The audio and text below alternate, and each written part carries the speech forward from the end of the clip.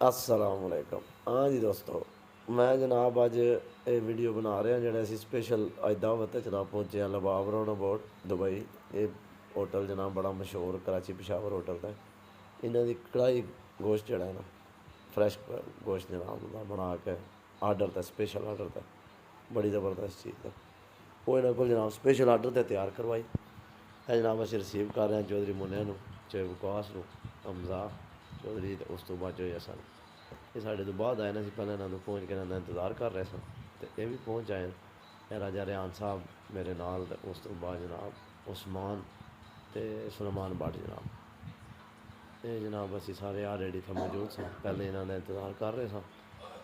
उस तो बाद जनाब असी इतने पहुँच के तो स्पेशल जनाब आर्डर दिता इन्होंने मटन कढ़ाई का, और नाल जनाब पाकिस्तान इंडिया का मैच इन्हें इंजॉय कर रहे हैं ऑलरेडी। अज 2020 का एशिया कप का इंडिया पाकिस्तान का मैच लगे अस वो देख रहे हैं बैठ के इतना जनाब। असी पूरा ग्रुप ये जनाब असी उत्थे पहुँचे हैं जनाब। साढ़ा आर्डर जनाब आ गया, सलाद जनाब उन्हें पेश किया। उस बाद जनाब चपली कबाब इन्हों का बड़ा ज़बरदस्त, फिर जनाब मटन कढ़ाई जनाब ज़बरदस्त किस्म जनाब तैयार करके दी है। अच्छा इंजॉय किया, टेस्ट भी बड़ा ज़बरदस्त है।